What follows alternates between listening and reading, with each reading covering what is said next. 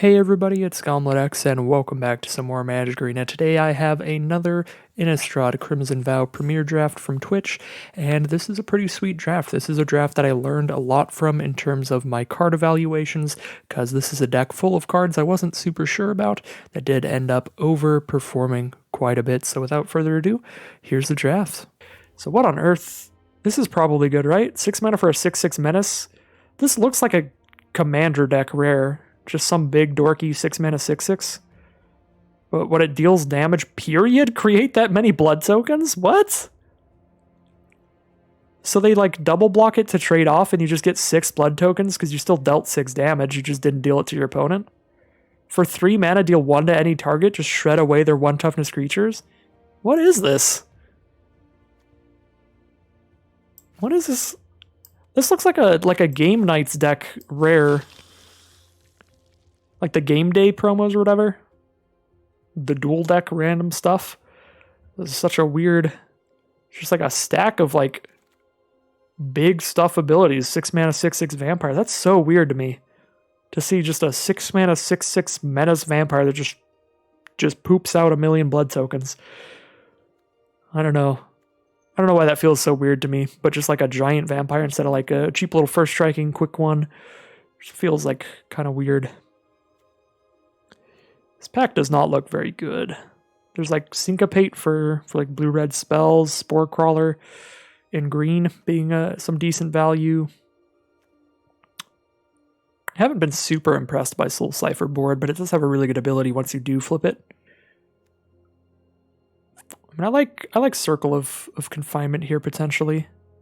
Doom Dissenter doesn't look bad here. I think I like Circle of Confinement over the Doom Dissenter, just 2 mana exile something. With mana value 3 or less, but still. I mean, 2 mana exile, a cheap thing. I think I like that over Doom Dissenter. But yeah, I mean, this pack is pretty weak, so Doom Dissenter is one of the best cards in here, probably. But I'll go with the Circle, the nice removal first. Alright. These red cards are, again, pretty mediocre, so we're not going to take any of those. Wedding Security is a really good combo with Olivia's Attendants. Olivia's Attendant's going to hit the board and just make like 5 million blood tokens to sacrifice to this security. If you can consistently make blood tokens, this thing just draws you a card every time it attacks, and attacks as a 5/5 the first time. Seems good for like red-black vamps, but if we want to stick to white here with our Circle of Confinement, we can just have 2 of the best white removal spells already. Which does not seem bad to me either. Those seem like the 2 biggest picks to me. Wedding Security for black-red vamps, or Sigarda's Imprisonment for just Boros aggro. 2 great removal spells and a big bomb. I'll go with the Vampire here. Potentially get some tribal synergies going on. Sanguine Statuette. Has anyone played with this card yet? Because this looks like nonsense. But I mean, I don't know. So it's 2 mana, you get a blood token, then every time you sacrifice a blood token, it's a 3/3 haste till end of turn. The problem is blood tokens aren't the kind of cards that you want to sacrifice every single turn, because sometimes you have cards in your hand you just don't want to discard. So it's not like you're triggering this every single turn and treating it as a 2 mana 3/3.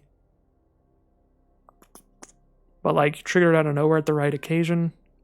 Not as bad as you expected, but still pretty average. Yeah, it looks really bad to me, so I'm probably underrating it. I don't know. Belligerent Geist looks solid, or Guest looks solid, or Gift of Fangs. Either of these. I'll go with the Gift of Fangs. I like the idea of a card that's like removal against our opponent's stuff and a little bit of a buff on our own, if we need it. Alright, I don't like Ancestral Anger. I do like Persistent Specimen, although in black-red, how much sacrifice are we likely to have? Not a ton. We could have some in black. Some exploit cards in black. That would leave us open to taking cards like the red Active Treason effect that steals an opponent's creature, and then we can sacrifice their own creature. I could see Specimen here, but we also have just like the great Circle of Confinement. So for Boros aggro, just take the Drogskull Infantry. Infantry or Specimen here, but the best card in the pack might even just be Taxidermist. But that's very far from what we're doing right now. Maybe a little overcommitted here, but I'm going to take Persistent Specimen. Hope I can get some black exploit cards. Well, there's a Lantern Bearer, which has been great in blue.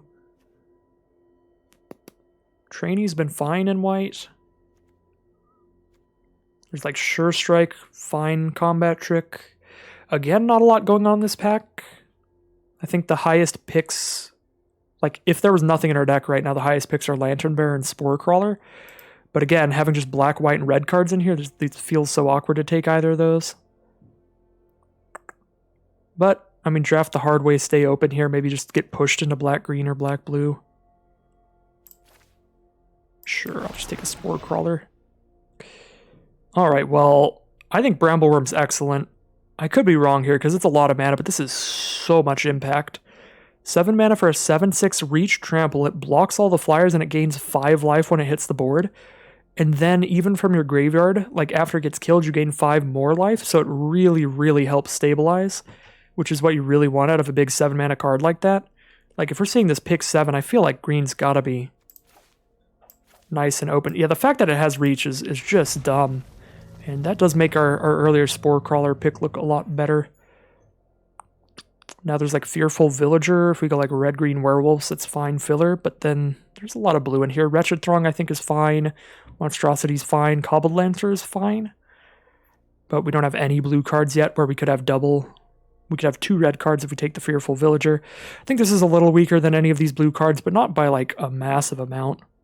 So I think I'm going to roll with it because we have such a good red bomb. Do you see Mind Leech Gold to get some exploit going? Or Runebound Wolf in case we get to go like red-green Wolf Tribal. Still have Olivia's Attendance as the bomb in that color pair.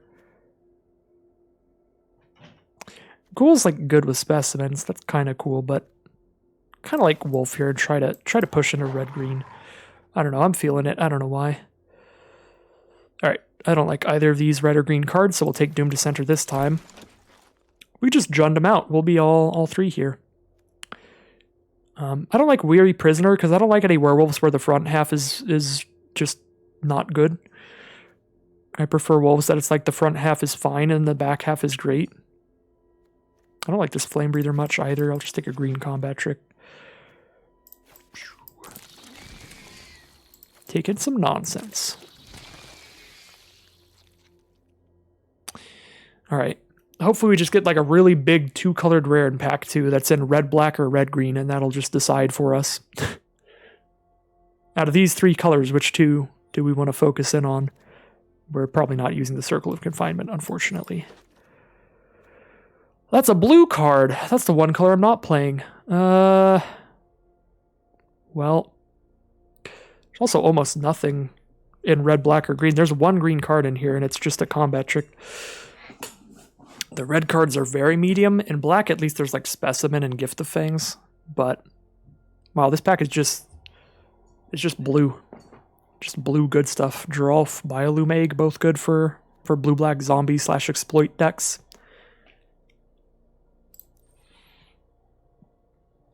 This has not been a fun draft to navigate. This is not one I'm confident on any pick. We could just slam Geralf, but it can't be right, can it? We're missing out on so little by taking Geralf. Alright, this is the kind of card I was hoping to open, where it's just like, alright, just good black card, bam. You know? Concealing Curtains, 1 mana 0/4 Defender. 3 mana transformed into a 3/4 Menace and rip the best card out of your opponent's hand. Sure, they get to draw a different card, but you're still getting rid of their best card. This is pretty balmy. Pretty balmy black card, so we're definitely playing black now. I don't know about the next color. Okay, so now for black-red vampires, we do have Markov Retribution. Target vampire you control deals damage equal to its power to another creature. Dying to Serve is good with blood tokens, but kind of slow.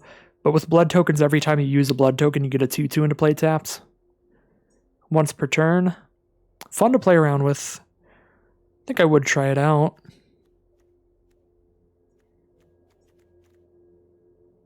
You want to try out Dying to Serve or just take like Markov's Retribution or the Specimen? I don't know. We don't really have vampires yet. Like we just have Attendance really. Yeah, I'll take Dying to Serve. Yeah, also turn of opponent, but that's still one per turn, one in ours, one in theirs. We'd have to have a boatload of blood tokens to be making one in our turn and one in theirs, but Olivia's attendance makes a boatload of blood tokens, so who knows? Well, Bloody Betrayal, we can steal our opponent's creature and then sacrifice it to an exploit card, but we don't have a single exploit card yet. Yeah, no, I'm not going to take that before I take exploit stuff. I'll just take the Specimen. Although, Storm Chaser Drake's one of the best cards here. And we do have Geralf if we head into blue.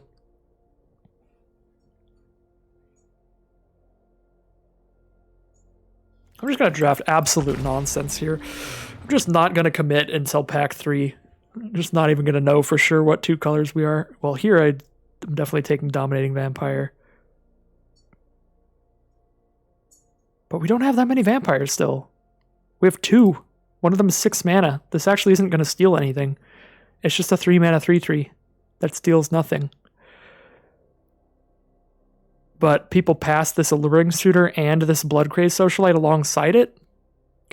So theoretically, we just have been seeing some packs that just didn't have vampires in them, because people are passing vampires. So theoretically, we can take this Dominating Vampire and it'll pan out. Okay, yeah, Blood Tithe Harvester, easy. Black-red vampire card, enters the battlefield, create a blood token, sacrifice it to give something -X/-X, where X is twice the number of blood you have. So that's very easy. We're just black-red.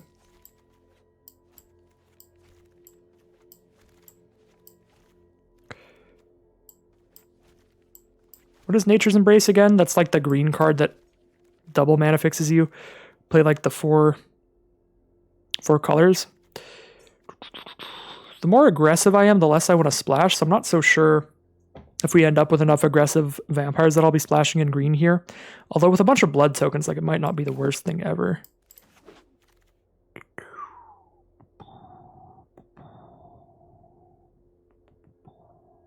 Well, we're seeing more good green. The red stuff's really nonsense here. I guess just an aggressive human, randomly. We don't have a lot at the top end. Just a big old random spawn, I guess.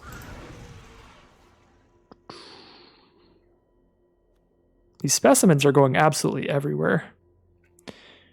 People don't like the specimens as much as I do, I guess. But again, we don't really have exploits, so we're not doing much with the specimens anyway. Just take the Menace Dork, I guess. Alright, Falconwrath Celebrants is pretty perfect. Brambleworm! No respect for Brambleworm, and it's making me really sad. But Falconwrath Celebrants is like such a perfect 5-drop for our deck. Being a vampire, creating 2 blood tokens. I'm not passing up on it. Where are all the Timmies? How's nobody drafting the 7-mana green monsters?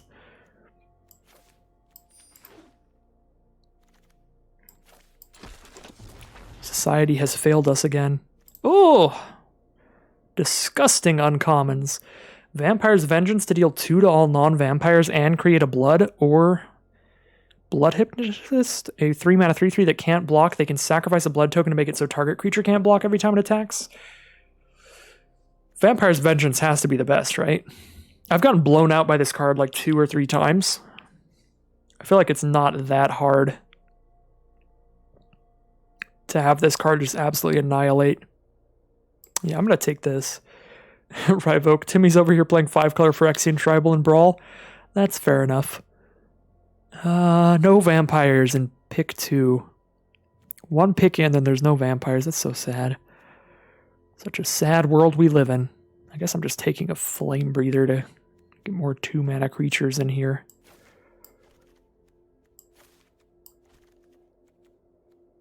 Probably. Get our non-creatures all in a pile here. Yeah, our curve is... We don't have a lot going on at cheap mana costs, but... Yeah.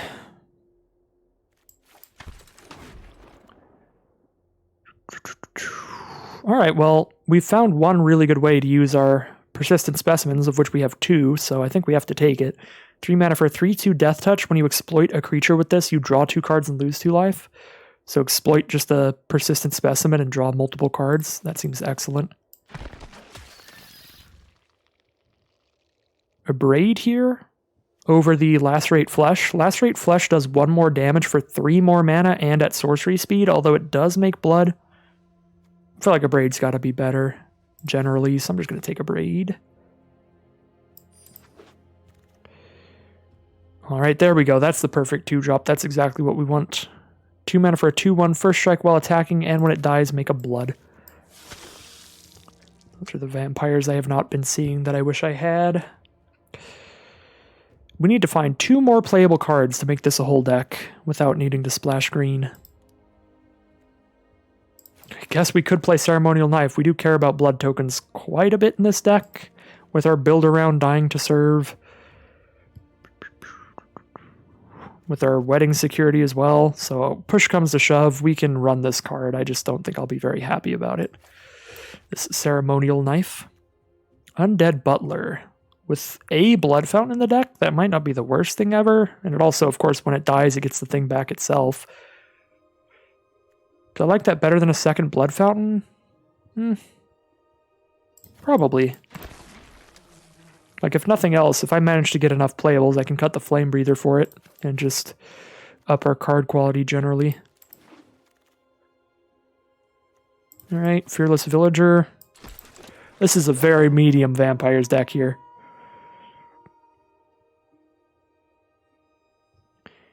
But we'll see. It could take us places. We'll see.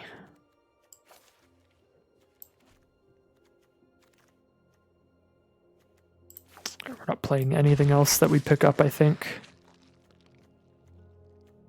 Yeah, we're not really vampires. We're kind of just black-red. Black-red pretending to be vampires, but not exactly. Black-red blood. We're going to have a bloody good day today. Hopefully.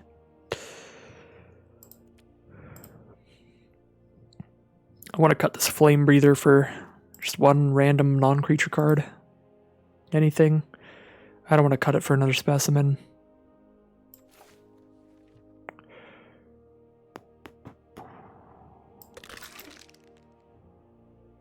Give me anything. I guess I could cut it for the knife and still have a 17 creature deck here. Yeah, fine.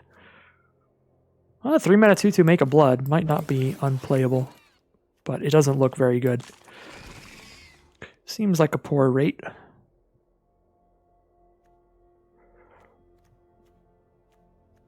Alright, I don't want to talk about this draft. I don't want to talk about the strategies or anything. I was all over the place. We finally did commit to a color pair, and I think it was one of the more open generally.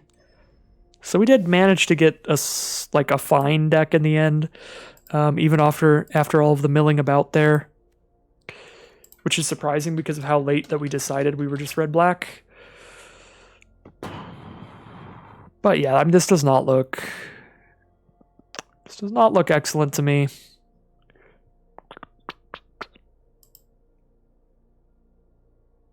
But it also doesn't look terrible. It's like fine. I could see an equal shot of this going 0-3 as going like 5-3. It's a very 3-3 deck.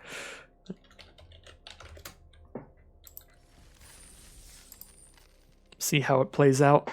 I'm very excited about the pick one, pack one card, though. That thing's ridiculous. It's such a weird card to just see in a limited format. I feel like we haven't gotten rares like that in a while. That's just like a 6 mana 6/6 with a just wall of text. Bunch of random stuff. I'm so used to the rares being like just more efficient little aggressive vampires if they're going to throw a vampire rare in the set. Alright, well, I mean, here we go. Good lord. Get a blood token turn 1, get another blood token turn 2, then play Dying to Serve and start spitting out 2/2s every turn. Or just sacrifice the Harvester to do a bunch of -X if we need to kill something. This hand makes our deck look good. Which I think is exactly what we want out of an opening hand.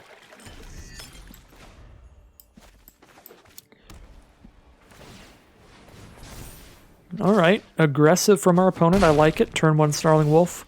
Turn 2, I'm just going to bash you for 3. Alright, opponent. Ooh, Persistent Specimen's so good with these blood tokens.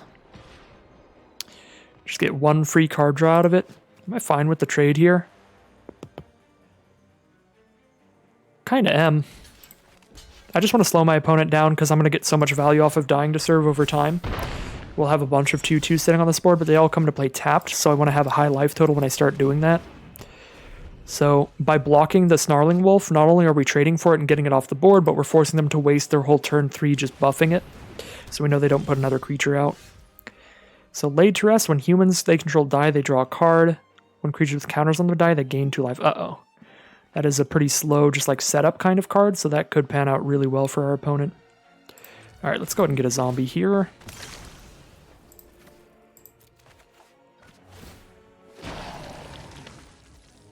And then we'll get a zombie in their turn as well. Do I want to play a land here or just keep all the lands to discard? I think I do. I think I play a 2/2, play a land, but then probably not play any more lands after this, because I do have a card that's like double red and 4. But so if I draw any swamps, I'll play them, or mountains, I'll play them, but not any swamps. How's it going, Lollipop? Draft number 2 of the night. First one was 3/3. Pretty fun Sultai self-mill deck. Our opponent is just playing a bunch of cards that make their creatures better, but no creatures on the board. We're playing a fun little blood combo kind of deck here. Dying to Serve, going to be spitting out a 2/2 during our turn and their turn for a little while here.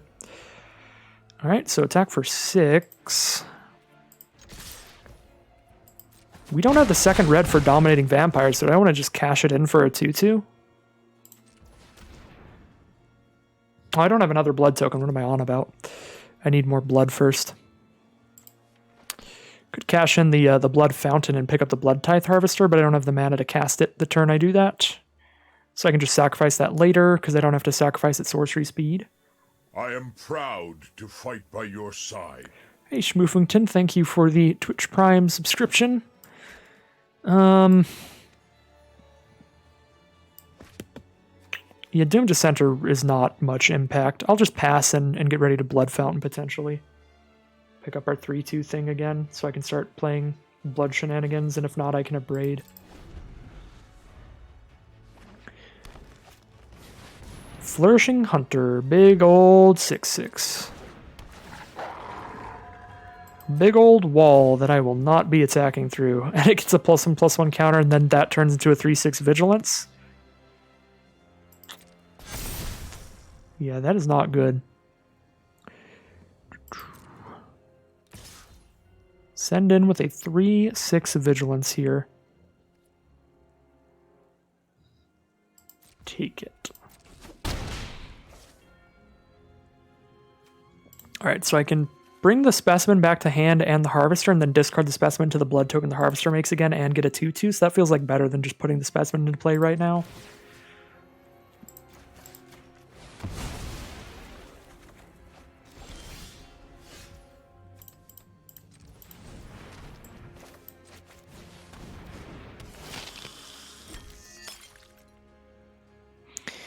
I need some good blockers here, so I kind of like playing Doom Dissenter and then playing another land.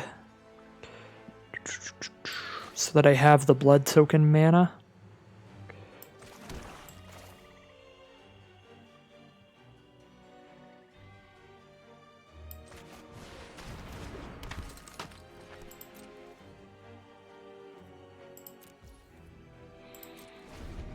Could go for like just blocking the 3/6 with my entire field. To just get one of the creatures off here. Another Flourishing Hunter, alright. Gain 7, have a 6/6 out. I mean, yeah, we can like triple or quadruple block and still be okay with it, because we're going to get more zombies throughout this game. They have 1 green mana up. There's no 1 green mana combat trick in the set, is there? There's +2/+2 trample. That'd be 9. 1, 2, 3, 4, 5, 6, 7, 8, 9. Alright. There's 9. Deal with it. Kill whatever you want. Kill 3 things. Kill the 3/2 and 2 2/2s. Sure.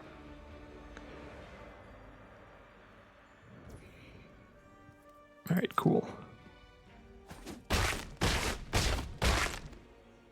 They do gain 2 life off of that. Oh yeah, Abrade's ridiculous. It got a reprint at common, which is just nuts.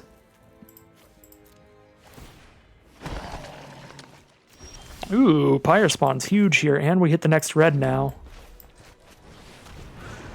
Excellent draw.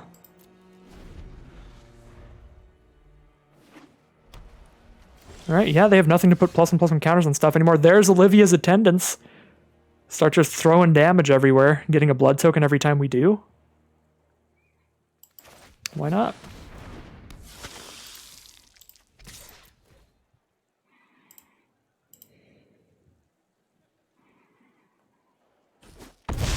I was going to say, if they like take this trade here so they can crack back into the attendance, I'll just block with our Doom Dissenter. Yeah, no, a Braid's common in this set. It's dumb. It's very dumb. Ooh, Ceremonial Knife. When this creature deals combat damage, it creates blood. Okay, that's not actually that good. Attendance already gets blood whenever. Just off of any damage. Yeah, Attendance dying to serve combo is just absolutely hilarious here. I think we just keep attacking with Pyre Spawn. We'll have blockers all day long.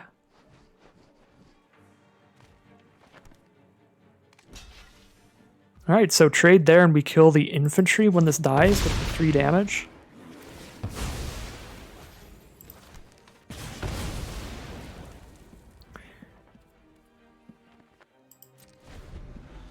And now they only have 1 creature out, so we can start attacking with the 6/6 Menace, which would give us 6 blood tokens. Alright, they're going to Fierce Retribution her to kill her. Well, I think we go ahead and cash her in for a blood token at least, maybe even 2. Do we want another blood token here? 2, 3, 4, 5. If we shoot that for 1, we have enough power to block that so it can't attack in here. So yeah, shoot that this time and just get 2 blood tokens for to turn into zombies later.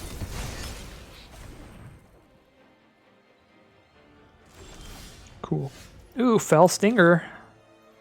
Excellent with all this expendable stuff. Probably just sacking Doom Dissenter here. And also really good at attacking on this board. Against their big old 3/6. Concealing Curtains, we can look at their hand, force them to discard a card and draw a card. And it's also just a 3/4 Menace. Seems fun. This is ridiculous. I just have cards for days with all these blood tokens.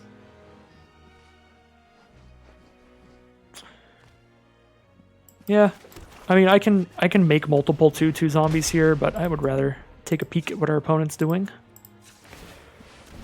Probably just a land in there. Arm the Cathars. Something gets +3/+3 Vigilance? Yeah, I'm not worried. Gift plus a Braid to kill, that would be 5 damage.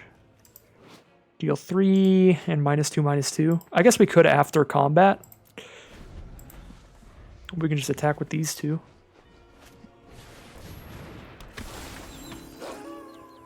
Ooh. And they have a 4/4 Vigilance. Alright.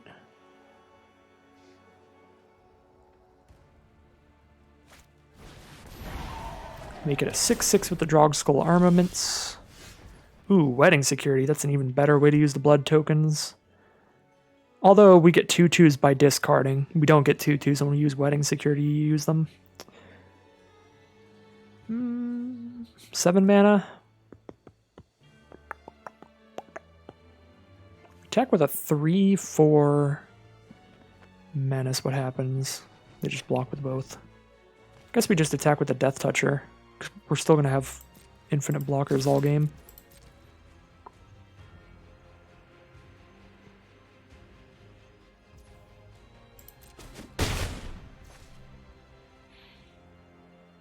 "17 cards left. I have to make sure I kill my opponent at some point. So we have to put something out that's going to be a good attacker eventually. So I think Wedding Security seems solid to me.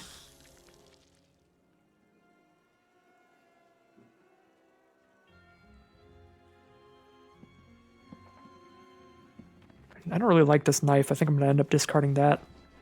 I don't know about discarding the gift.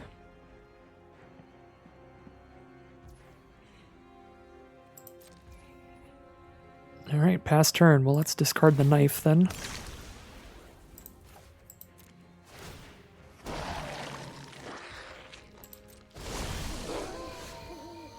Evolving Wilds. And is an 8/6 now? Well, that's terrifying. They're 13 life and they have 2 blockers. Can't block this because Menace, so the most they can block is 4 and 3. They take 8, 9, 10, 11. They go to 2 life. If they don't have an instant, if I play Gift of Fangs, I just win? No, because they already have to block Wedding Security. So if I give it +2/+2, then...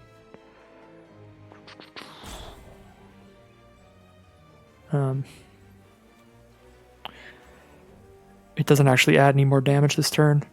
But I'm really close to lethal, so I think I just sack this blood token to get another zombie, and then I can just attack next turn. Just put more creatures on this board. Put a Dominating Vampire. Don't even use it.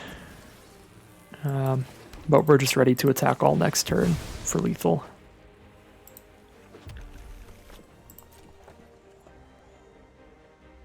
Yeah. I should have still attacked with the Death Toucher. There's no reason not to send that in at least.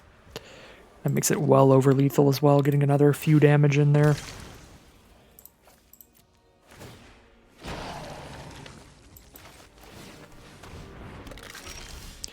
Alright, opponent, show me the fog.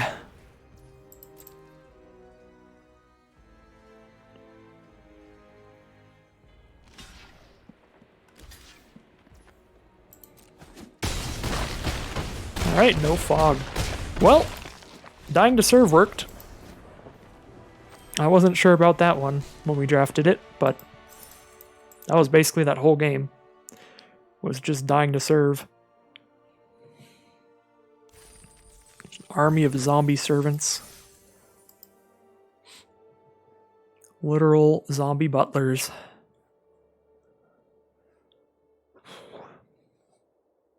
Just summoned like every zombie from the original Resident Evil. All the mansion crawlers.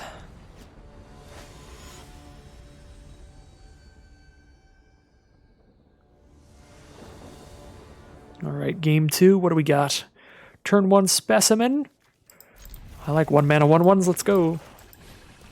Specimen's so just cute in this deck. It doesn't really do much. But, you know. Hey, well, it kills that. We got rid of their Exile Shock, which is nice. I should have played the Wolf first.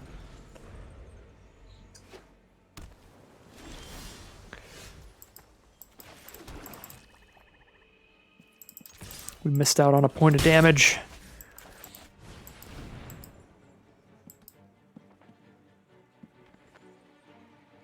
They have a Syncopate here, or like an Abrade?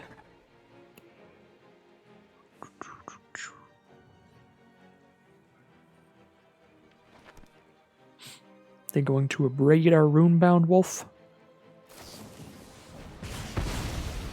No, they're going to exile the Doom Dissenter. Well, they have run us out of cards. We just got lands now. We have our own Abrade. I really don't want to removal spell this Binding Geist, because then it just comes back and removes Wolf anyway. We can't block it because it gives it -2, -0, so it's going to make it an 0/2 on blocks. Well, I guess since we can't block it, we probably should just kill it here. Yeah, and if they end up just using the removal half of it on our 2/2, then at least we get that out of the way.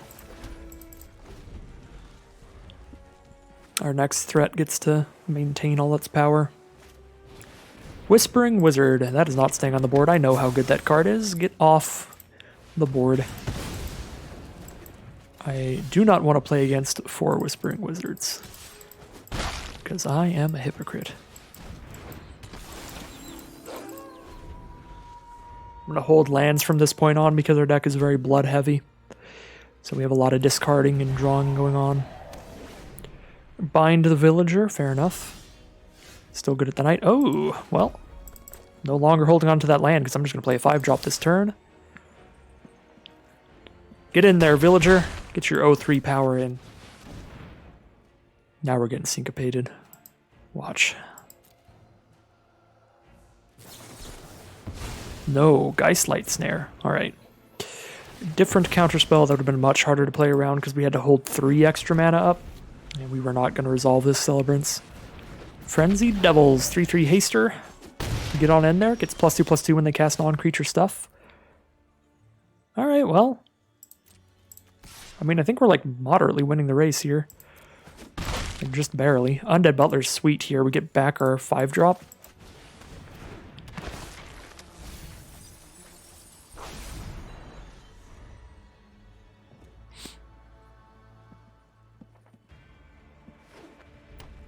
Six mana from our opponent.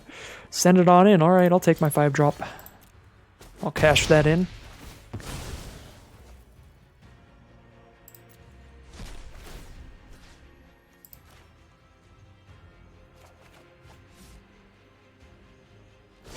Alright, well, this is just another counterspell. But because it's a counterspell, our werewolf flips and we just hit for 4 here.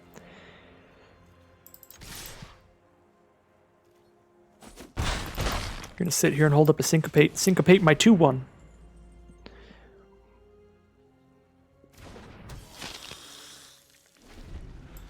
Yeah, so now they just skip their turn, cast nothing on their turn or our turn. So that was nice.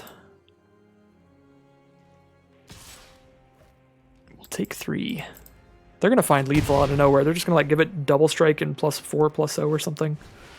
Pyre Spawn. I don't want to deal with that. Bloodfound's so good.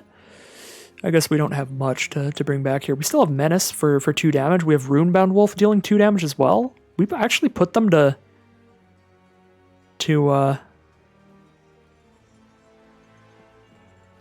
really low here.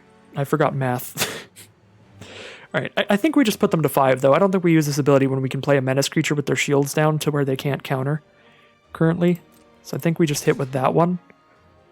And then just play the 4/4 Menace. Because Menace creatures are ridiculous on this board state.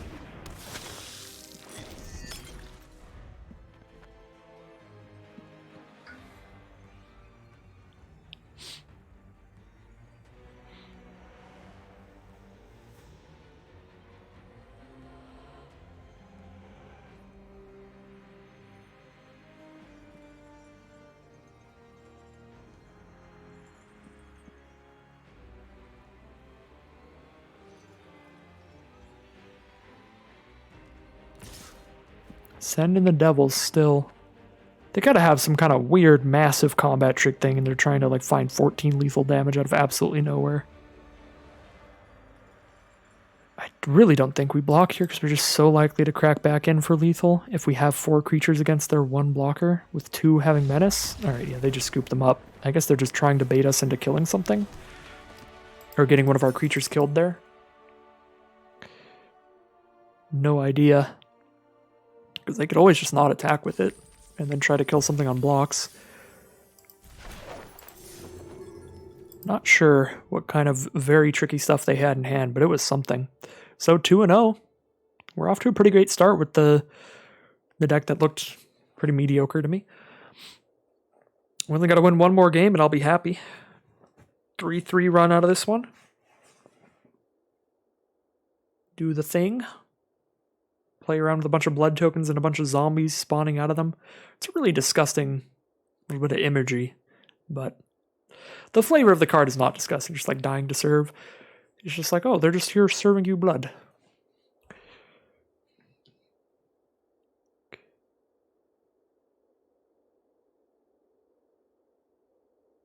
I don't remember what like horror themed movie or game it was or something, but there was like something where like blood like literally like things like, I think it was like The Thing, right? There was like some blood and then it like started turning into the big alien thing, like morphing itself out of it.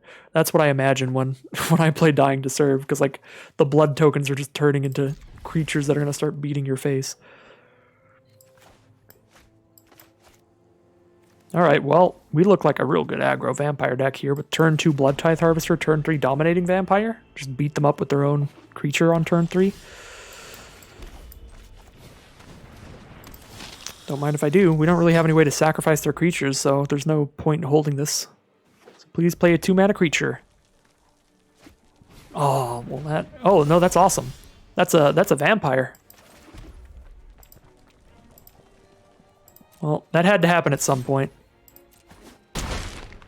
They tried to -2/-2 our Blood Tithe Harvester, so it, well, it is going to hit for 5 and get untapped here.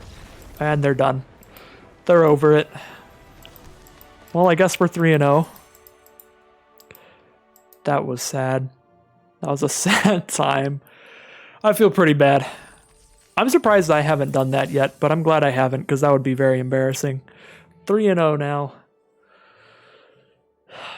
So I haven't done that yet, but I guess technically I've had Gift of Fangs in some games where I play against red-black vampires, and I don't have any vampires in my own deck, and I'm just like, well, I kind of just lose because I have like 2 dead cards in my hand that do nothing. Yeah. It's rough for our opponent there. Sad time.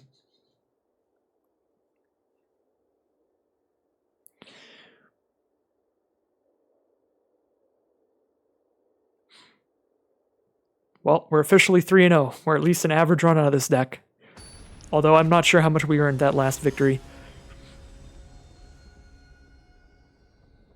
That one was just kind of handed us by a sad twist of fate. This does not look like a good hand, because we're not actually doing anything till turn 3, but, I mean, Vampire's Vengeance. Hopefully our opponent's really aggressive and they just slam stuff down on the board and then we just kill it all. This card sucks in the Vampire Mirror match, but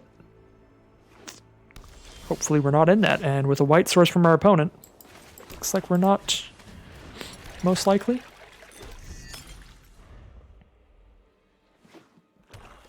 Black-white from our opponents, like the life gain deck with a training card there.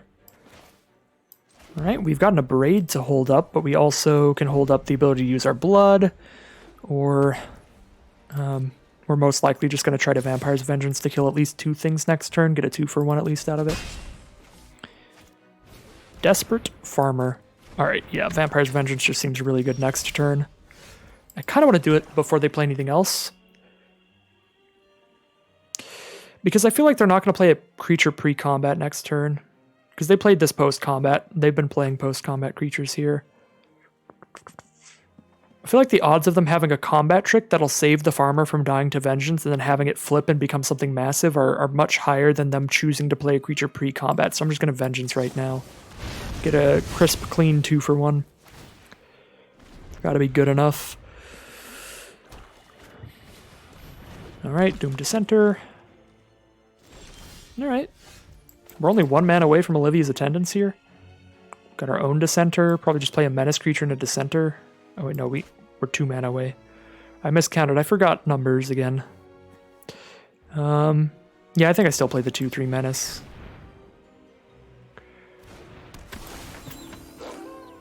We're definitely not going to throw removal at the Doomed Dissenter.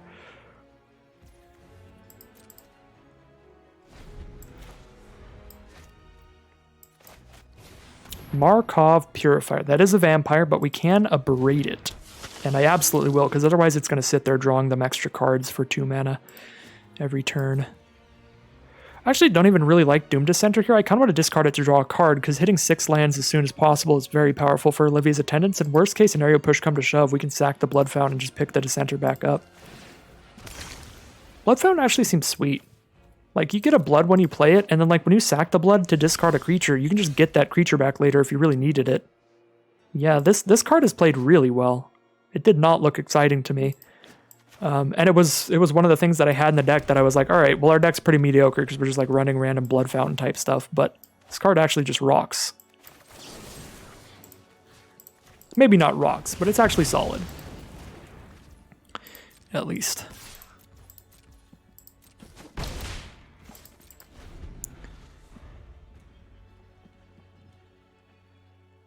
So, I mean, we have the 6th land now. We're just going to play Olivia's Attendance next turn and go to town. They have 1 toughness creatures to keep blowing up. If they don't immediately remove it, that is.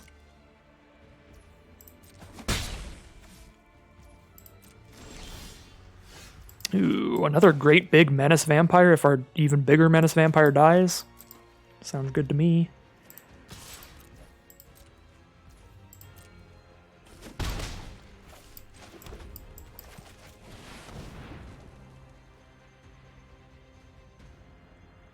All I want is for this to just get destroyed. I just don't want it to get exiled or pacified. Alright, destroy it. I do have Blood Fountain on board, so we can get it back later. Not bad at all. They just got 2 1/1s on board. They're dealing 2 to us a turn and gaining 1 a turn. Feeling pretty confident here. Flips to Knight there too, so we're dealing 4 to them a turn. We're winning the race on board with more action to come.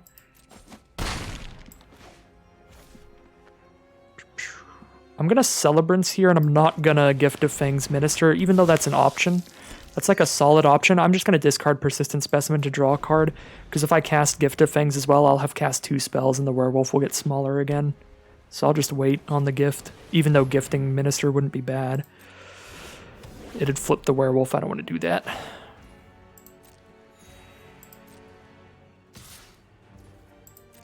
Alright. They have pacified the Celebrants, unfortunately, which is not cool. Ooh, 6-drop Pyre Spawn? Yeah, I mean, I can just really wait to crack the Blood Fountain until I'm out of things to do, and I'm definitely not if I draw the 6-drop. We're probably not recasting our rare, even though we could. I'm feeling like we're going to close this game out with just our creatures on board right now. Not going to make it to cracking the Blood Fountain here. Right, opponent cracks the Sigarda's Imprisonment to exile our creature and get a blood token. So they can discard the land they've just drawn here, most likely. Alright, attack all. They've got one blocker. It blocks the Pyre Spawn, can't block the Menace. No reason to kill it, because it'll just replace itself with a 2/2 that also chump blocks. Just play a 4/3 Menace here. Just play 1 card per turn still. I think it's better to play the land than crack it to blood, because we can, if we play the land, then we have 3 mana to play a 4/3 Menace and 4 mana to pick up 2 really powerful big creatures from the grave. Or I guess 1 really powerful big one. 1 mediocre creature, but still. Getting a guaranteed 6/6 Menace next turn. Probably better than cracking some blood. Together, we are unstoppable. Thanks for the follow, Cosmo-san.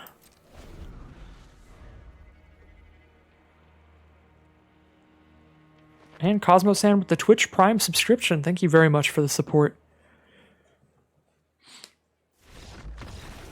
Yeah, we're just going to town here with this blood deck. These blood tokens have been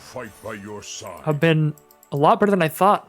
And we're kind of at the final boss here. We're not at the final boss of the draft, but in terms of making it to Mythic, I'm 1 game away. So if I win the next game, it's the final boss of ranking to Mythic, which is the goal for the night.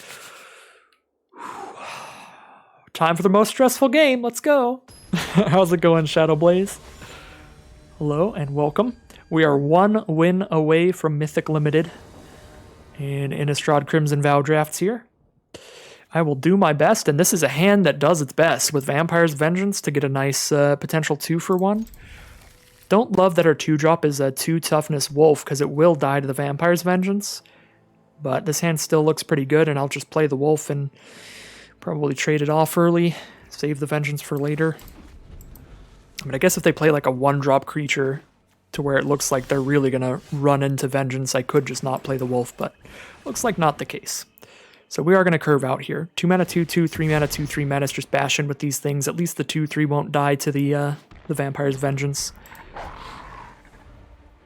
Thanks for the good luck, everybody. I will need it. I'll do my best. Ooh, Dying to Serve, so that every time we sacrifice a blood token to discard and draw a card, we'll get 2/2s. Definitely going to play that after we put more power on the board, because we don't even have any blood tokens yet, so that's definitely a much later game plan. For now, let's keep getting damage in. Our opponent is on green-white, which tends to have a lot of humans, +1/+1 counters, training stuff. Spore Crawler is the first play. When it dies, they draw a card, so it's not really a good trade to send the Runebound Wolf into it. We can just send the Villager in and pass the turn to flip it tonight and have a 4/3 Menace. It seems alright to me, because then we're still holding up Vengeance. Sure, we're not putting Dying to Serve on the board, but again, it doesn't do anything till we have blood tokens anyway.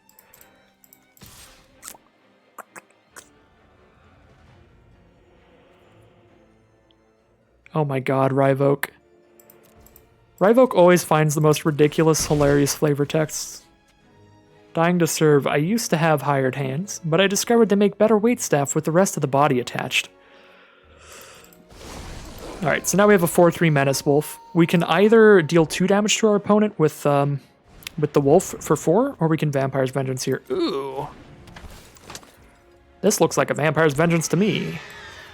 It's still just a 1-for-1 because they're drawing a card off of the Crawler, and both of these creatures respond from 1 card. So I'm trading this card for this card, and this card's just getting cashed in. So I guess it's a 2-for-1 in our opponent's favor because we're losing this Wolf, but it still clears the board and we keep hitting for 4 a turn, so I think it's good regardless. And then next turn we can cast Dying to Serve and have the 1 mana up to sack the blood token. Yeah, I mean, I think we're doing it here because otherwise we're just not hitting for a long time. I suppose with an opponent with 6 cards in hand, I don't really want to just crack this blood token and discard Dying to Serve, but we could crack it and discard Pyre Spawn to make it more likely we just hit the 5th mana to play Celebrants, because if we play Celebrants, we have a 4-4 Menace on board, so our board state's even more aggressive, plus we get 2 more blood tokens. Those 2 blood tokens convert themselves into 2 zombies later. I could see an argument for sacking the Spawn here, but we can also just cross our fingers and hope for land, and if we don't hit it, we still Dying to Serve get a creature, right? Yeah, I feel like the failsafe is not that bad, so we shouldn't discard a great card here. Because the failsafe is just Dying to Serve still get a creature here.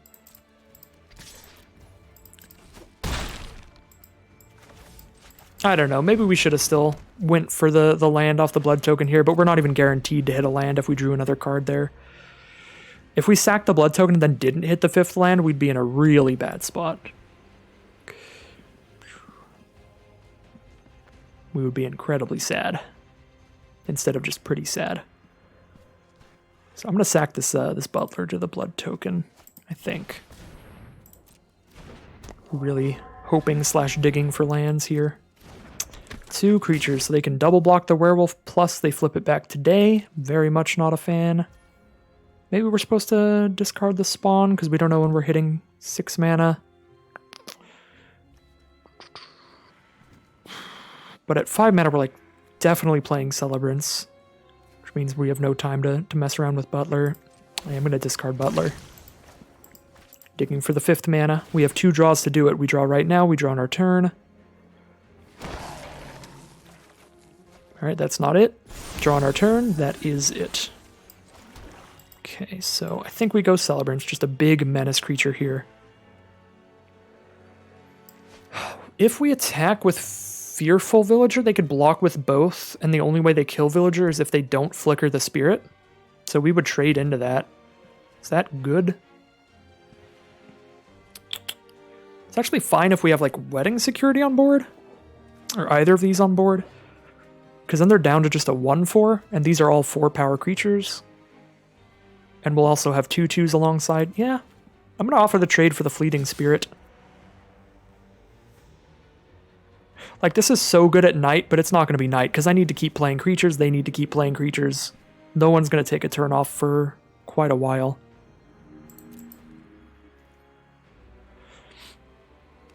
Alright, so trade into the Spirit here. Whittle down their board.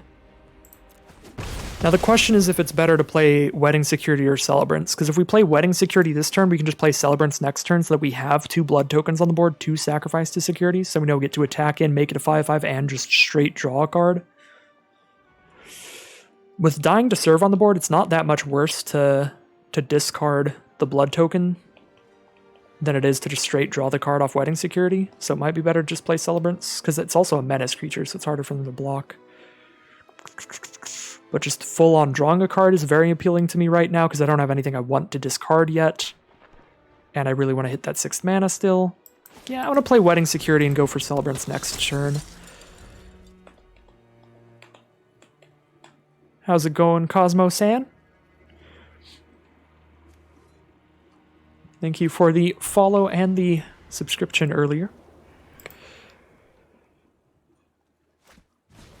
Resistance Squad, so they draw a card and they have a 3/2 on board, so they have 4 power on board. We can attack with Wedding Security pretty well here if they don't have removal. Alright. So go for Celebrants and go for the good attack here.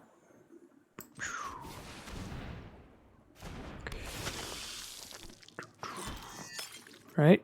Really nice wedding security attack. Draw a card they can't even double block to kill it unless they throw a combat trick at it as well. We draw a full-on card here to keep aggressive. Uh-oh. Well, here comes the combat trick. I would rather kill their highest power creature than anything else, so we'll kill this squad. Although, argument for killing the 1/4 is that the 2/2 can't get past it. But if we put the 1/4 in front, then that combat trick would have won, because it would have had 7 toughness and we wouldn't kill it, so it all panned out well.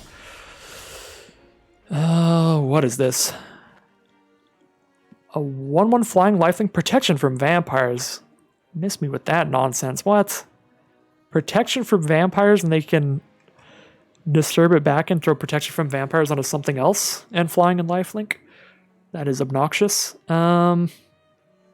With Menace, we still kill the sharpshooter off an attack here, so kind of like might as well. And then we get to play Concealing Curtains and discard Specimen and make a 2/2 here. I kind of like attacking with both here, because like the only way they kill the zombie is a double block, and then Celebrants just gets in. Right? Because even though it has protection from vampires, like it can't kill the Celebrants. Yeah, this seems good to me. Just attack both. Like, sure, they could double block the zombie to kill it, but then they lose their protection from vampire card, which seems like definitely not what they want to do. Alright, cool. So they're down to 8. Now I like just checking out what's in their hand, making them discard their best card. And we still have the 1 mana up to discard this Specimen and get another zombie. And of course we get a 3/4 menace out this way instead of a 2/3 menace. So what's their best card? Rural Recruit. Clutters up the board, which is annoying. Howlpack Piper doesn't really do anything here. Just plays more creatures from their hand. It's just a 2/2. Or Quartermaster. It's definitely Rural Recruit or Quartermaster. Recruit's the most annoying, but Quartermaster putting a +1/+1 counter onto 2 cards also makes their board really good. With 2 menace creatures and them at 8 life, we get real close to lethal. If they can only play 1 creature next turn.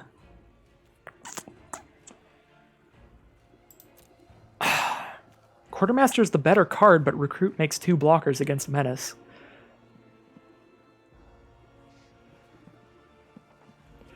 I'm still going to hit Quartermaster, but I don't know if that's right.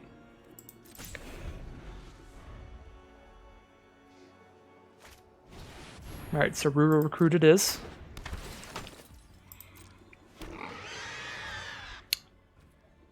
Yeah, all these creatures only have 1 toughness, so the 2/2s still get in well this way.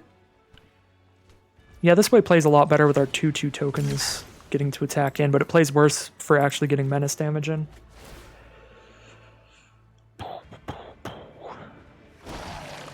Alright. There's the 6 mana for Pyre Spawn. That's massive. Just attack everybody here and see what happens again. They're at 8. They can't do much.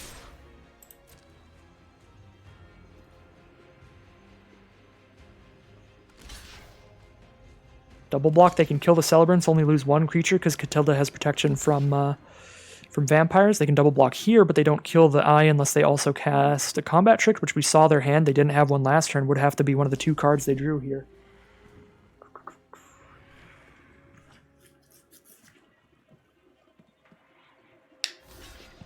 Alright, so I'm guessing no combat trick if they do this. We're definitely putting the boar up front, because we can actually kill that, but we can't kill Catilda.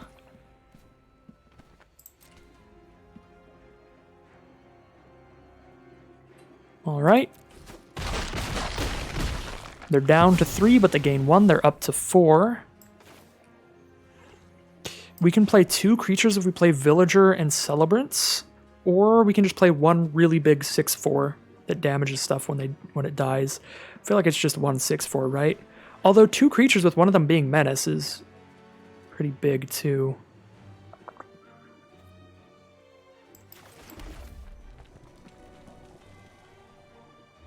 Go for the Pyre Spawn. Because they have the lifelink. If they didn't have lifelink on this board, I'd probably just slam both of these down, because then it's more likely to get just a menace kill in there. Because they have lifelink, I don't know if even shipping in with the menace we're going to get there, because they could play more spirits and that gets bigger, right? Yeah, number of spirits and enchantments. No spirits yet. We're still just kind of annihilating them, just sending in, getting rid of a creature every time we attack. At least one. I feel like we're in a good spot. I guess, yeah, the problem with playing these two is that this vampire just dies to Catilda without getting anything done.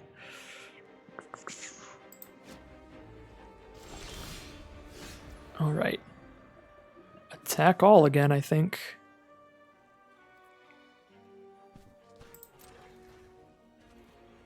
Yeah, even the zombies 1-for-1 trade. They can block a zombie with a 1-4 and a 1-1, but then I just at least kill a 1-1. I at least kill one of their creatures, get it off the board.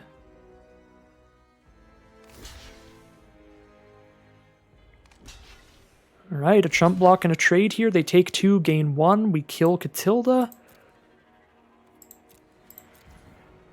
They can spend their mana disturbing Catilda, but then, well, +2/+2 here on the lifelink. That is very bad. Now they kill the Revealing Eye. Right. Never mind. They will not be disturbing Catilda because she remains. She's so good against this Celebrant. I'm more tempted to just play another 1-1 than the 2-1. Because this 2-1, I guess like it spits out a blood token when it dies. Like it attacks into these and it dies to either of them without accomplishing anything. But the fact that it spits out a blood token, because Specimen also just attacks into the 1-4 and dies without doing anything. So, yeah, I mean either one is not ideal. So we'll just go for the Celebrant. That way we can at least get a blood token when we do that and make a zombie from dying to serve by discarding this swamp.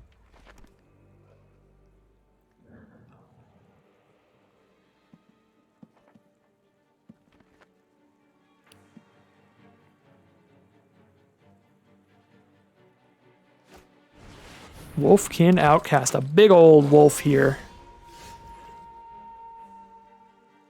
Just a 5-4. So sending the 6-4, it trades there, we kill Catilda. 2-3 Menace. How do they kill this without losing a creature? They can double block like this and then block like that, take 4? I feel like we're still good to attack with everybody. We want the Celebrant to die to get a blood token. Losing the zombie would suck, but the only way to lose the zombie in a bad way is if they block it with the 5-4. If they block the zombie with the 5-4, Pyrespawn isn't dying, it's just straight up shredding one of these. They have to block Pyrespawn to not die, so they could like block there, kill that, then block Pyrespawn with one of these. That means Menace just gets in for 2. I think I'm attacking all still. I generally, like, the only thing that dies without accomplishing anything is the Celebrant.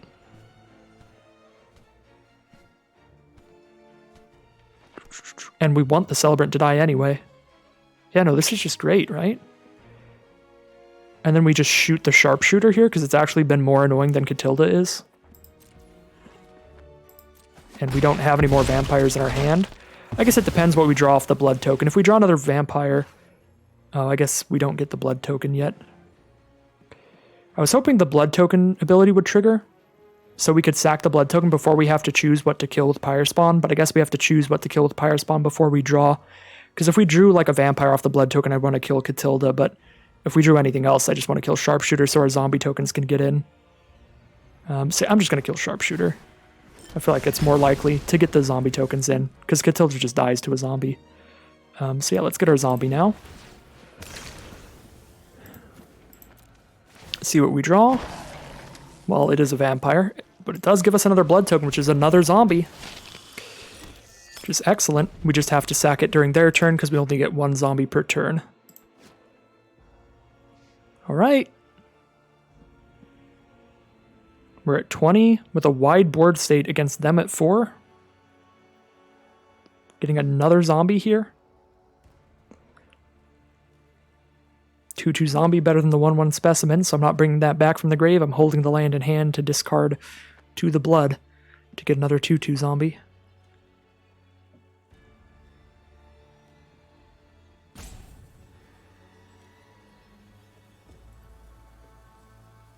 They have 3 cards in hand. They do have a lifelinker on the board. So if they have like a boatload of extra power to throw onto it, I guess they could gain enough life to maybe get some blocks in. Alright, 3 blockers. I think they're dead against another zombie. Right? They block 3 creatures, block 3 of these, take 1, 2, 3, 4, 5. I guess they block this one. Oh my god, Dominating Vampire. I think Dominating Vampire finds the win here. Because we get rid of one of their blockers, and we're attacking them with one more creature this way. Yeah, because we have 2 vampires on the board. I think this just gets there.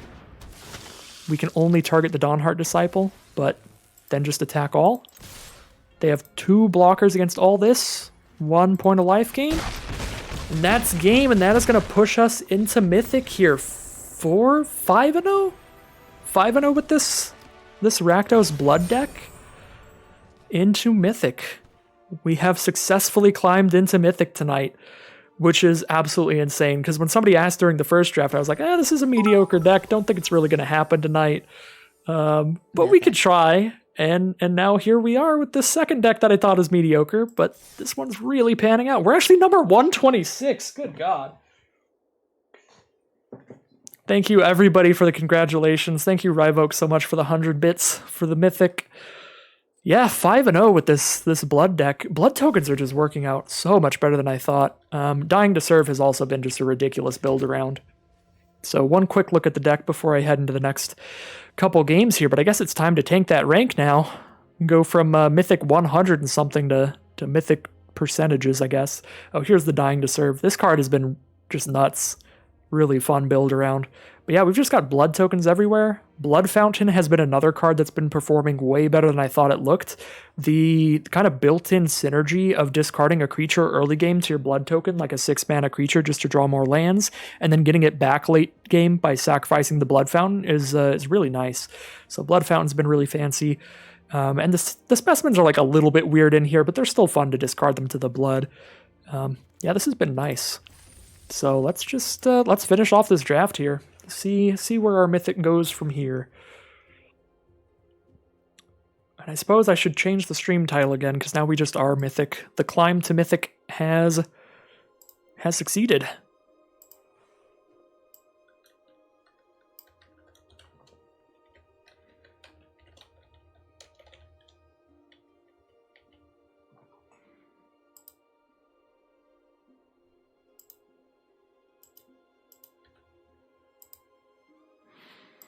Well, this has been a good night. Whatever happens from this point on. The one sad part is that we're in Mythic, which is like kind of an accomplishment, but the only part of Mythic that like really matters is at the very, very end of the season. If you're top 1200 Mythic, you get invited to the pre-invitational thing, where if you then win that, you get into the invitational. So technically, like, the try-hard ranking is not over. I'll just have to do it all again at the end of the month if I want to actually get the Mythic value.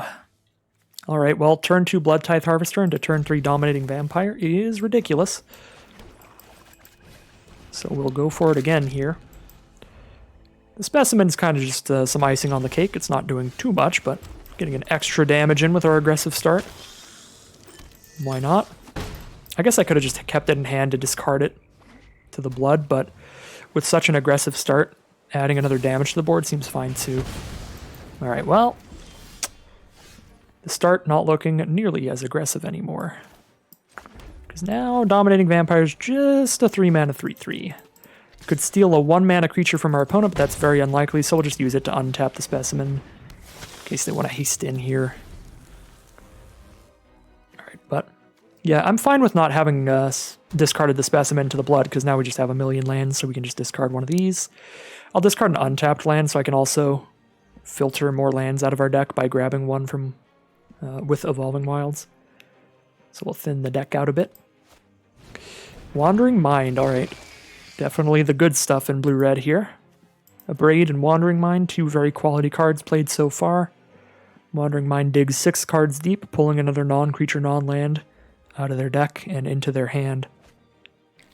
And it is End the Festivities. Deal 1 to each opponent, each creature and planeswalker they control. Alright, deal 1 to our Specimen, I suppose. Ooh, we draw Dying to Serve, so I guess untapped land time. So I can get a 2/2 off the Dying to Serve. It's a sorcery, right? Yeah, so they can't even like use it after blocking with Wandering Mind. Seems fine.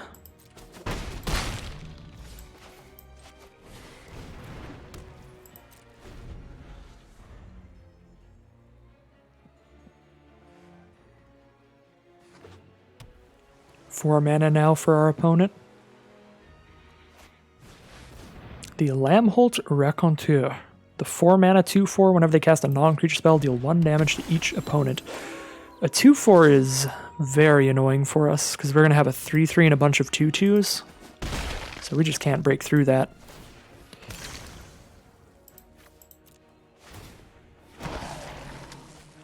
Alright, Fearful Villager. Ooh, Olivia's Attendance. Great 6-drop to play in the future. Yeah, we can't attack in anymore. I guess we attack with Vampire and Specimen and we get 1 damage in that way. So at least do a little bit of something. Yep. Get our 1 damage in here. Ooh, get 4 damage in because they are scared of a trick. So there is that added benefit that happens sometimes. I don't really think it matters, black or red here. I'll just grab red, so we could potentially use this ability 3 times. Dealing 3 to any target, if Attendance sticks around. Not super likely. If they have any removal, that is a high priority target. Although, red removal would have to do a lot of damage to clear out a 6/6. Another Wandering Mind. Alright, that's pretty excellent. Another 2/1 flyer and draw a card. Alchemist's Retrieval it is. They can just use that to permanently kill a zombie token if they want. Or slow us down a lot by bouncing Attendance back to our hand. And if they're running a lot of counter spells, then that is very good. Because they bounce the bomb back to our hand and then counter it in the future. Abrade is the draw, so we can't cast Attendance now anyway. Kind of like attacking with everybody, because now we can Abrade to kill the Raconteur. Post-combat, let our 2/2 zombie trade up into it. Alongside an Abrade. We're not really doing anything else here, so might as well. Ooh, they go for the kill on the Fearful Villager. So we do 1 to Mind, 1 to Raconteur, do the final 3 with Abrade here. They've changed their mind. We can do the same thing here. 1 to Mind, 2 to the Raconteur, and then finish that off with Abrade. Alright, and then trade the Mind off to the zombie. Sure. All good to me. They're going to bounce a card here. Bounce the Fearful Villager. Well, we will recast it.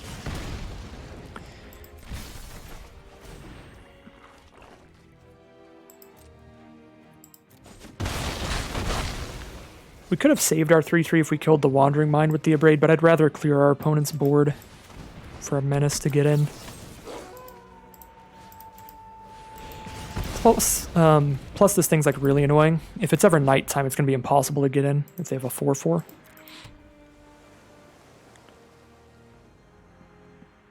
Alright, they've got 4 cards here. They do have Abrade for the Villager. So 3 cards here. Is 1 a counterspell? No. Awesome.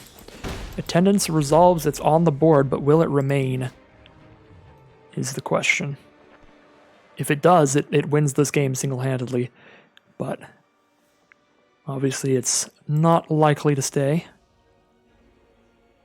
I mean, they're blue-red, so I don't remember what they could have to kill it. They'd have to double it up if it's a red removal spell.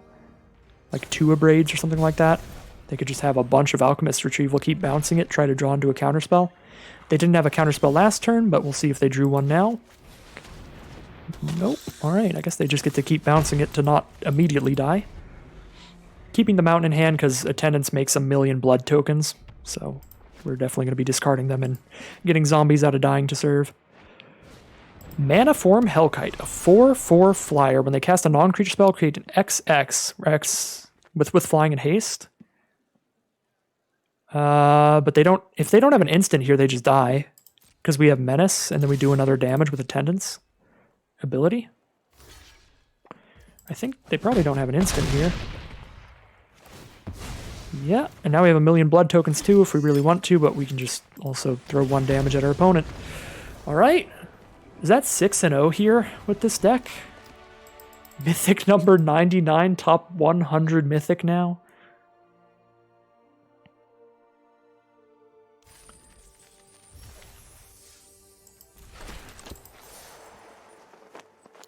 That's 6-0. One win from victory. Let's head into the final boss here and see if we can get a 7-0 run here with this red-black blood deck.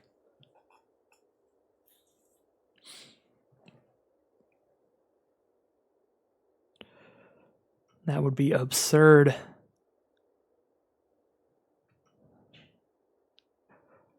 I mean, I'm so happy no matter what happens. I was already happy at 3 wins with this deck because I didn't know how well it was going to go. Now that I've played it, I'm like, yeah, a lot of these cards I consider mediocre are actually just great. And yeah, this deck has just been sweet. So I was already happy when I got 3 wins, just for how the deck looked to me. And then I was very happy when I hit Mythic, and now it's like, it's like, all right. I don't even know what I'm asking for anymore. I've gotten everything in the universe just handed to me on a platter, so. Like one of those young Egyptian kings, just like, okay, I'll take it. Thank you. There's nothing else I could possibly ask for this with this deck. So if we just 6-3, then all good. All good. We've accomplished a lot in this short time with this. Thank you very much for the subscription, Shadow Blaze, with the Twitch Prime subscription.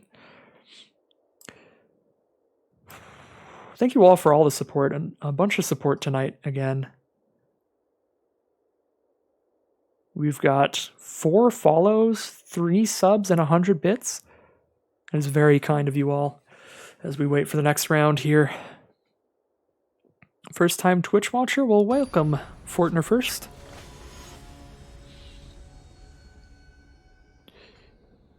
Oh no, that's why the matchmaking took so long. We're getting paired into a silver. If I lose against the silver, I'm about to be like mythic percentages. I'm going to go way down from mythic 99. But this hand's really good.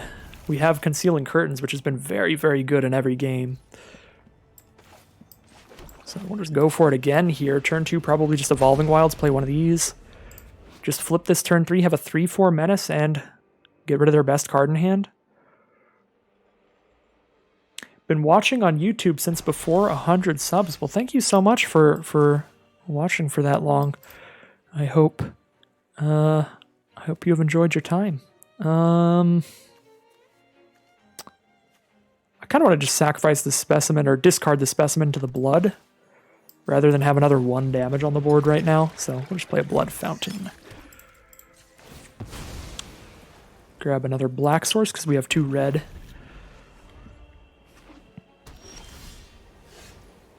All right, turn 3. What do you have in your hand? Whoa! This is a great deck. 2 Markov Purifiers for just the maximum white-black life gain value. There are a lot of zombies, so our Gift of Fangs is worthless. Oh... Fierce Retribution is going to kill our 3-4 Menace if we attack in with it here, so I guess I just get rid of that. But next turn, they're going to start putting some great stuff out, any of those 3 cards.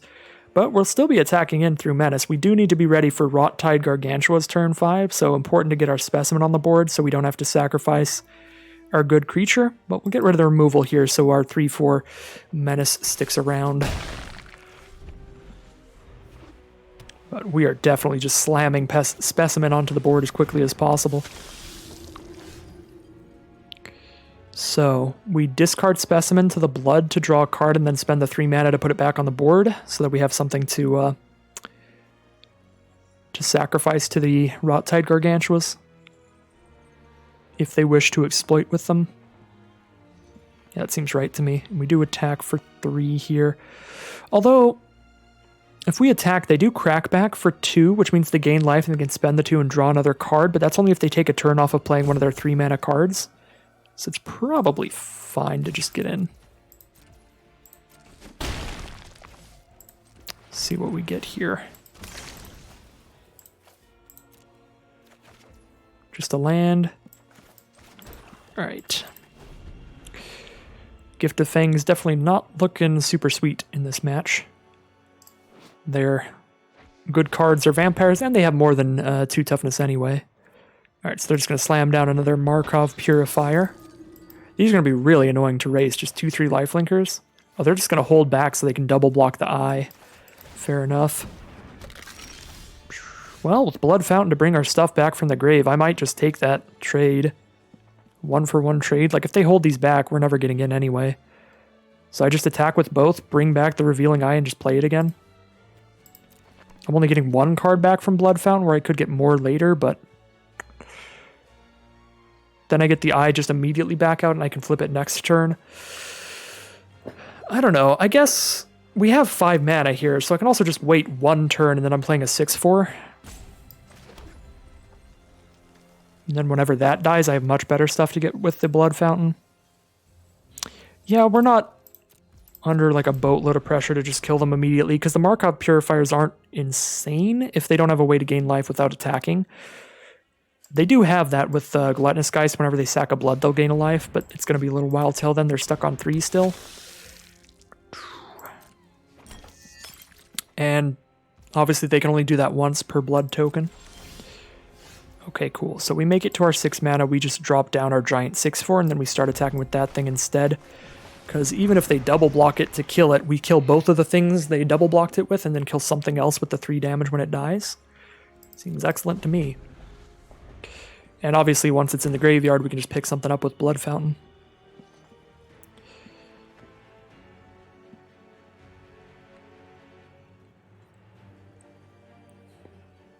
So our opponent has all the card draw in the world, which does have me scared.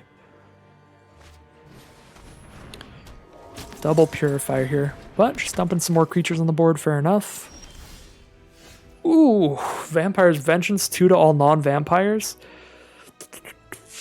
Kills our Specimen, but it kills their Infantry and Bystander, and our Specimen's like so expendable.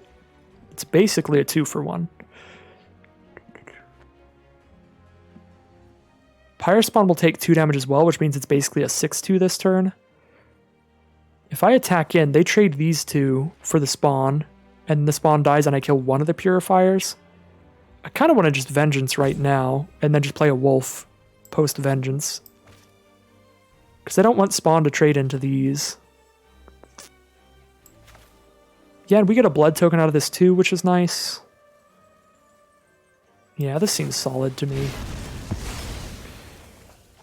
Actually, might be better to just return the Specimen than it would be to play the Wolf. Because they could have the 5th mana next turn and play a Gargantua, make me sack something. That's only if they sack like the 1-4 Guest. Yeah, they have to sacrifice something good to do that. So I'm just going to play the Wolf so I can use the blood token, discard this Swamp.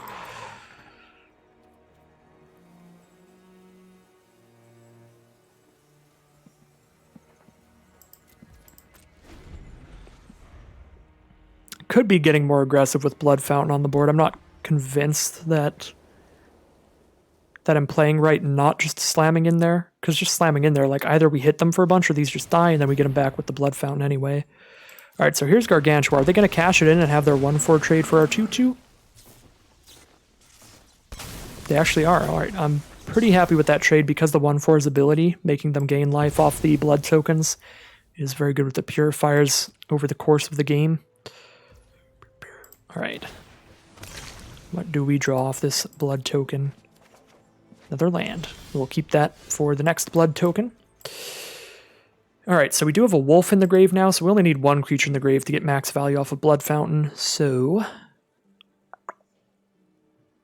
kind of solid for just... kind of sold on just attacking with Pyre Spawn, because it trades for 2 things no matter how they block. And if they don't block, we just hit for 6. And they're not going to attack with any lifelinkers, because they're going to be just 2/3s. I guess if they throw +2/+2 onto one, they would. Alright, this seems awesome. Trade for Gargantua, kill one of the Purifiers. And now, just cash in the Fountain. Get our giant 6-4 back. And play the Wolf this turn.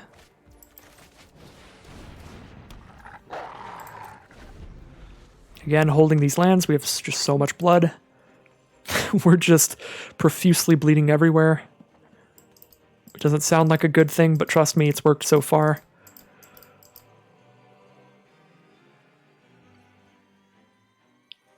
So now, I mean, they could play another Gargantua and then sacrifice their Purifier to trade for the Wolf, but again, Just not a good trade. So we've set ourselves up pretty well against the Gargantuas.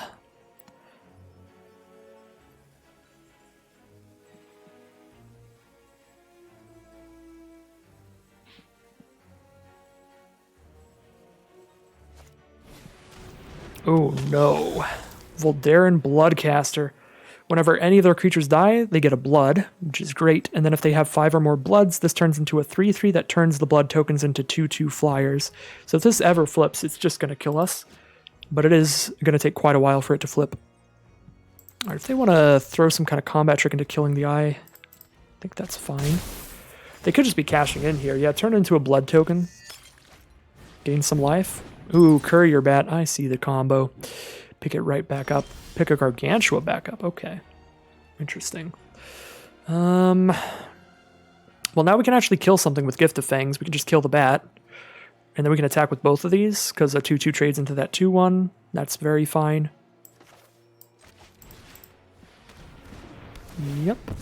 They can only play 1 Gargantua per turn. So we just attack all here, then we're free to play the 6/4, because if they play a Gargantua, we just sack the wolf. Oh, they're going to trade with the Bloodcaster. All right, playing very defensively, I see. All right, so if they tap out for a Gargantua next turn, they're spending 5 mana, and then they kill our Revealing Eye, but they kill their Gargantua as well. And then they take 6 and go to 9.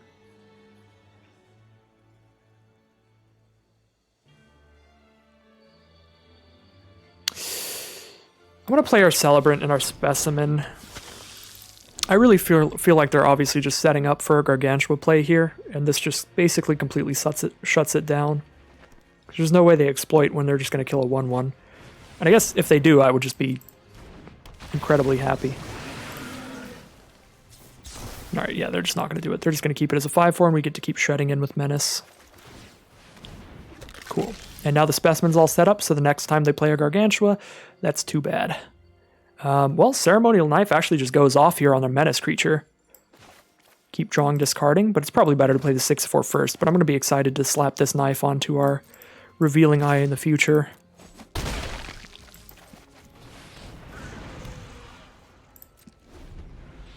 Not playing the lands because we're getting blood out of the knife here, potentially. Gargantua 2, probably staying as a blocker. Yeah, I was going to say, don't really want to trade into the 1/1, I'm assuming. Alright.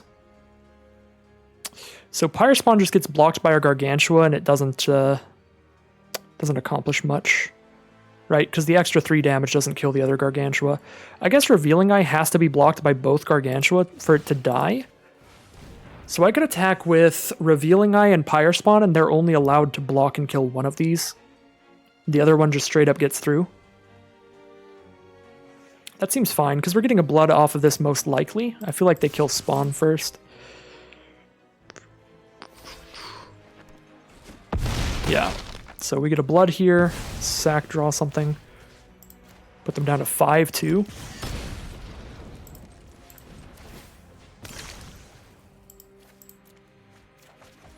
Well, not perfect, but we're in such a good spot. I think we're fine. We have enough mana here. Do we want to move this this knife around at all?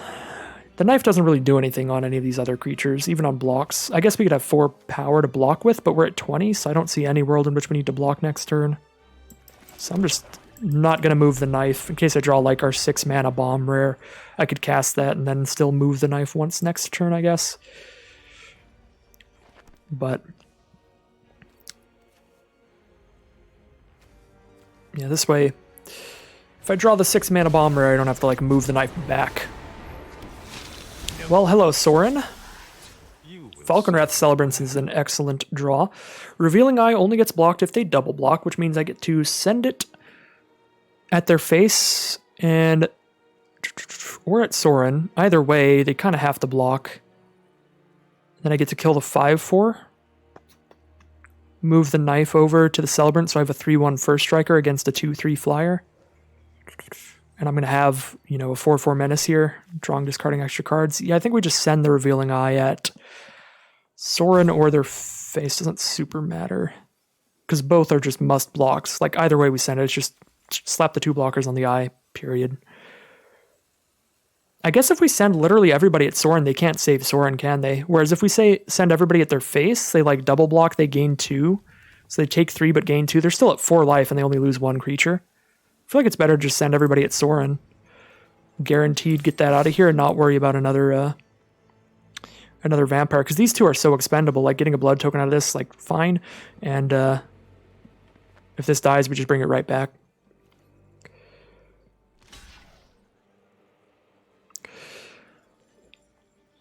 And now they just can't save Sorin. Sorin just takes 4. Unless they have 1 mana removal. Alright, cool. It resolves. Sorin is gone. Don't have to worry about them getting more lifelinkers. Oh, I forgot this does it. You don't even have to damage a player. Just deal combat damage, period, and you get blood tokens. Alright, this knife might not be as bad as I thought it was when I put it in here. So we can play Celebrants. We can still draw, discard 2 cards. Let's draw, discard... I think first, or discard then draw first, in case we draw something better like the 6 mana vampire instead of the 5 mana one. Alright, well that's not something better. We still have the 5 to play this, so we'll do it one more time.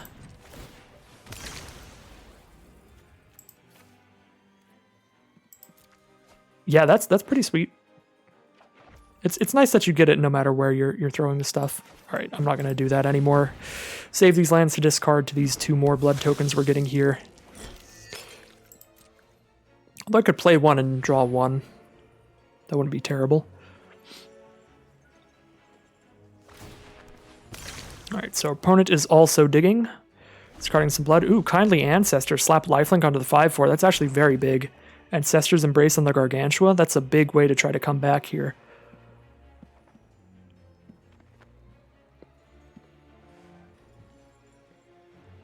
I'm actually scared now. They're going to have 7 lifelinking power on the board if they throw Ancestor's Embrace onto the Rot-Tide Gargantua. I was feeling pretty confident this game until that combo just happened here. Well, I guess until Sorin got cast, but that really does put the icing on the cake here. I think I'm going to have to trade with this thing. They're going to 12 life once this connects. And then I crack back for 8, and then they like gain 7 life a turn, we deal 8 a turn. I think I just trade. Honestly.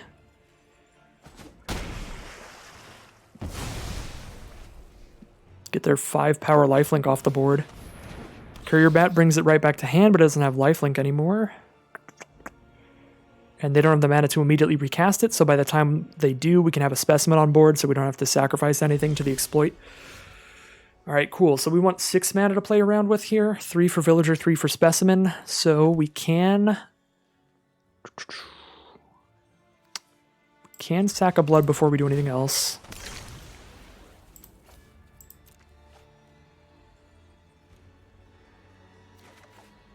Another Fearful Villager. We just play 2 more Menace creatures here.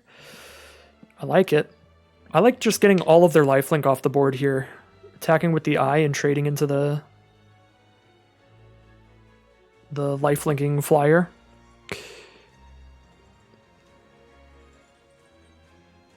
We get another blood token when we do that. We're going to have to chip through somehow. So we'll take the 1-for-1 trade. We're just constantly fueled by all these blood tokens, so we know we'll still have some kind of action throughout here.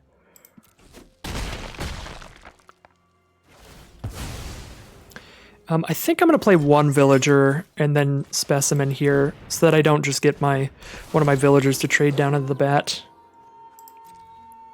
Get a Specimen out. And a Specimen with a Ceremonial Life on it isn't meaningless. Because it would be a 2/1.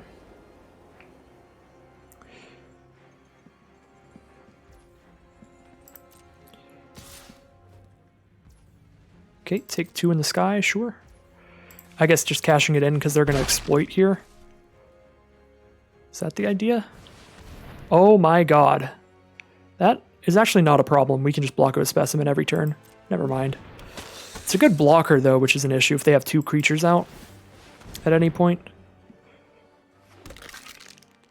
To double block a Menace creature, that'll block really well. But yeah, this thing's going to be a massive, massive creature, so we need to be able to block that with Specimen every turn. Undead Butler. Oh yeah, I've already read that one's flavor text dry book. It's pretty great. We have 13 cards left. I think we do have the breathing room to cast Undead Butler here. Although we can also just use a blood token before we do anything else.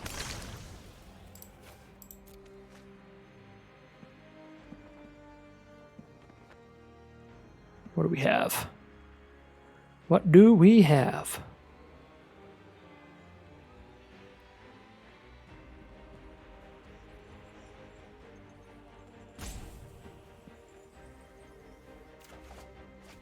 The Olivia's Attendants. They only have one card in hand we don't know about. They have Rot-Tide Gargantua. Sure, we can just sacrifice Specimen, but if that one card in hand plus the card they draw next turn is not removal, Attendance is going to be huge here. Even if it is, Butler could die and bring it back from the grave potentially in the future. I think we're just going to slam down Olivia's Attendance here.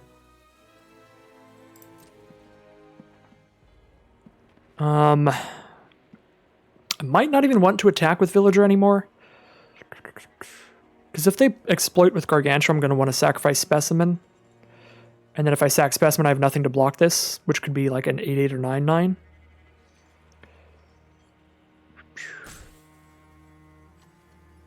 I guess I could just sack Villager if it comes to that. Because they'd have to sacrifice something good here to exploit with the Gargantua.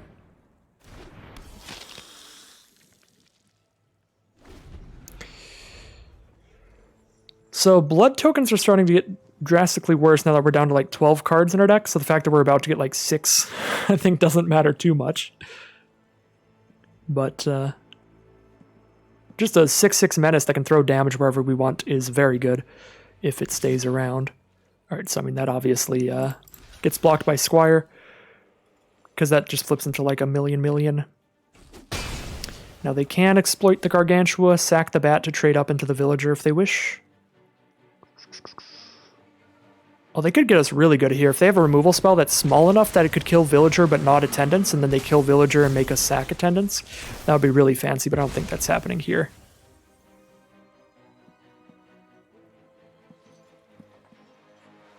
You know, Attendance sticks around, and Attendance is going to do 6 damage. Can we get lethal here? We can do 6 off of just Attendance. For 2 mana, we get 1 more damage. That's 7 that way. Fellstinger can do 2 more damage to our opponent. That's 9. We can't get lethal. That's 9 damage for 5 mana. We have 7. We don't have enough mana to use Attendance ability at all. No, we can't find lethal, but we can keep Fellstinger and use it to ping our opponent for 2 at a later time and potentially find lethal at that point. So 7 mana, 3 to play Villager, 2 to play Butler, and 2 to equip Knife. 3, 4, 5, 6, 7. Seems good to me. Just a boatload of menace power on the board. A million blood tokens. Woo! It's getting bloody in here. It's a red wedding out here. Down to 8 cards in our library, but our opponent's very low. We've got massive menace threats on the board. And some ways to just ping our opponent directly. With Fellstinger for 2 damage, Attendance abilities for 1 damage. They gotta just dig with these blood tokens, find removal fast.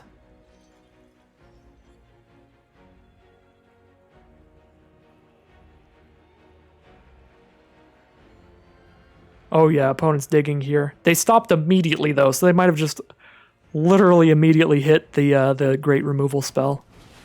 No, Nebelgast Beguiler, just a big blocker here, and then no attacks because we have the giant menace creature. So at 5 life, with 7 mana, 3 mana for 2 damage, puts them to 3 life, 3 more mana for 1 more damage, doesn't kill them. We attack with 2 menace creatures, 1 gets in for 2.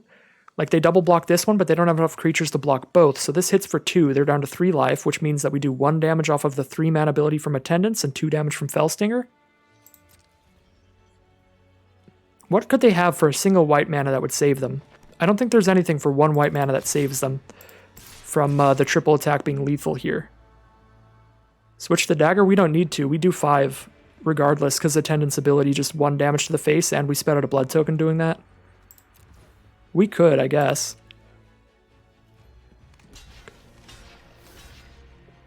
Oh, they let the villager in? Oh, wait, yeah, of course they let the villager in. It has menace, never mind. But yeah, shoot for 1. They go down to 2 life. Fell Stinger, draw 2 cards, my friend. I have a gift for you.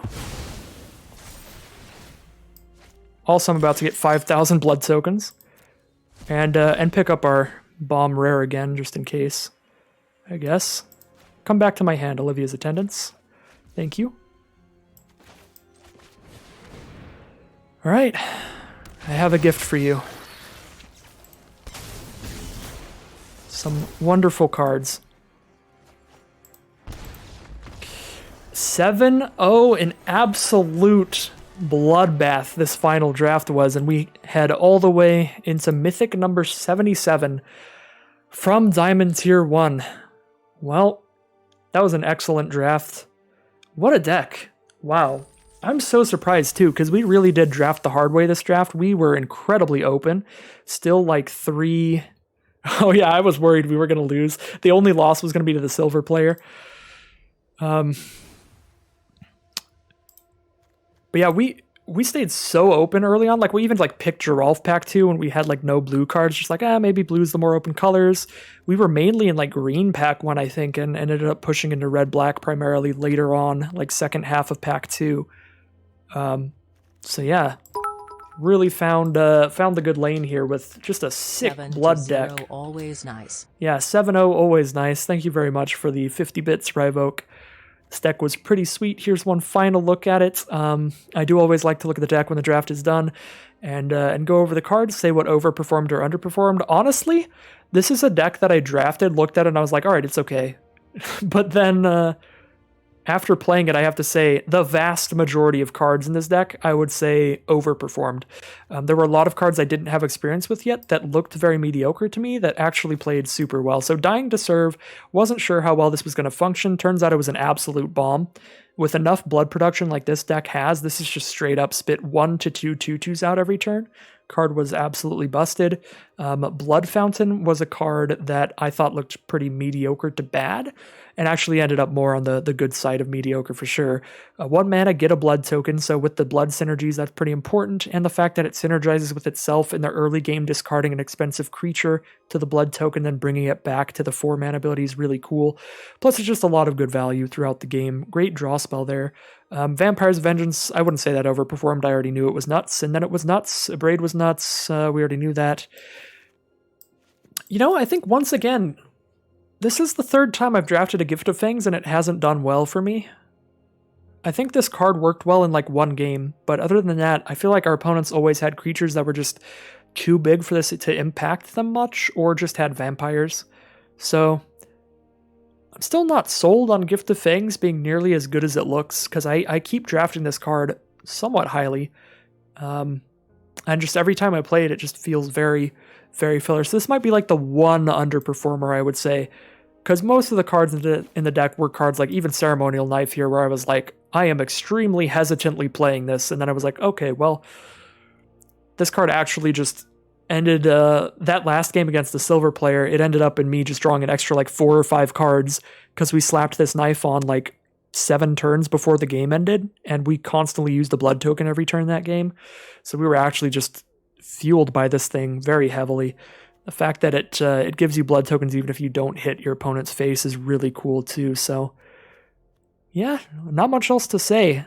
Massively overperforming deck. Probably one of the worst cards in here is Doom Dissenter, just because our deck doesn't have combos for it, but that's not because Doom Dissenter's bad, that's because it just doesn't fit this deck. Well, that is going to end the video for today. I hope you all enjoyed. If you did, make sure to like, comment, and subscribe to let the YouTube algorithm know to send more of these videos to yourself and others. And if you want to see more, just stick around. We'll have plenty more videos in the near future, as well as some more live streams on the Twitch channel in the link in the description below. So as always, thanks again very much for watching, and I'll be back again soon for some more Magic Arena.